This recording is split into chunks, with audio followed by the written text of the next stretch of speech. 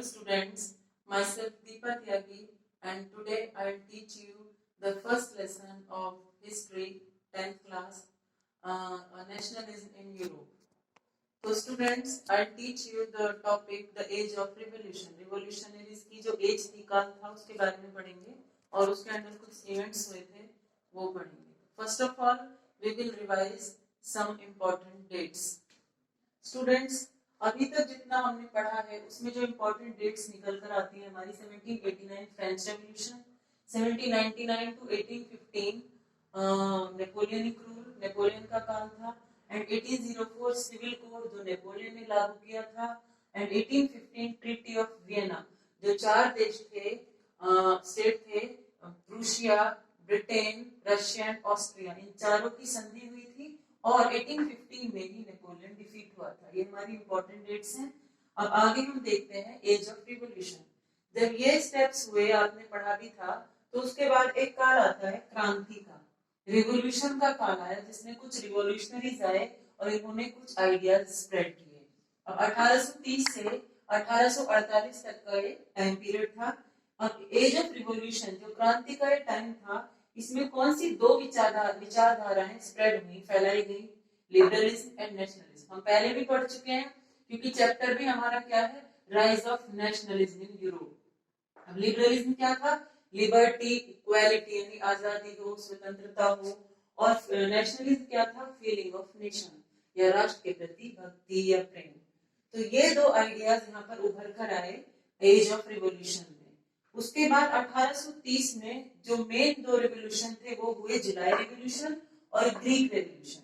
अब जुलाई रिवॉल्यूशन और Greek revolution के अंडर तीन इवेंट हुए थे. सबसे पहला आया था रोमांटिसिज्म, ये कल्चरल मूवमेंट था. उसके बाद hunger, hardship and popular revolt, यानी हंगर यानी भूखमरी आ गई थी, बहुत कठिनाई आ गई थी और एक विद्रोह भी हुआ था जो वीवर्स का था. उसके बाद रिवॉल्यूशन ऑफ लिबरल्स, उसके बाद लिबरल्स का रिवॉल्यूशन आया. तो इन सब में ये जो तीन आइडियाज आए, ये जो रोमांटिसिज्म, फर्स्ट देखते हैं रोमांटिसिज्म. जो रोमांटिसिज्म था हमारा वो जर्मन फिलोसोफर थे जोहान गोल्डफ्राइड, इन्होंने इसको बढ़ावा दिया, इन्होंने इसको राइज किया. किस तरीके से, ये एक कल्चरल मूवमेंट था और इन्होंने लोगों को उन्हीं के कल्चर से जोड़ने की कोशिश की.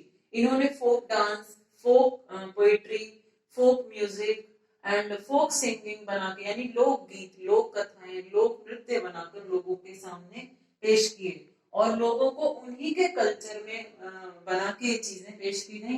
लोगों को उनके कल्चर के से जोड़ने के लिए उन्होंने फोक डांस का या फोक पोएट्री का उदय किया. अब लोग जब देखने लगे कि हमारे कल्चर की ही चीजें हैं तो उनमें देश प्रेम जागने लगा और वो अपने कल्चर से जुड़ने लगे और उनमें नेशनलिज्म फीलिंग अराइज होने लगी. तो ये हमारा था रोमांटिसिज्म. इसको रोमांटिसिज्म को क्या कहा गया, कल्चरल मूवमेंट, क्योंकि कल्चरल से रिलेटेड था, लोगों को उनके कल्चर से जोड़ा जा रहा था. और end of 18th century, 18th century के एंड में जो ग्रेट पावर उभर कर आई वो थी ऑस्ट्रिया, प्रूशिया एंड रशिया.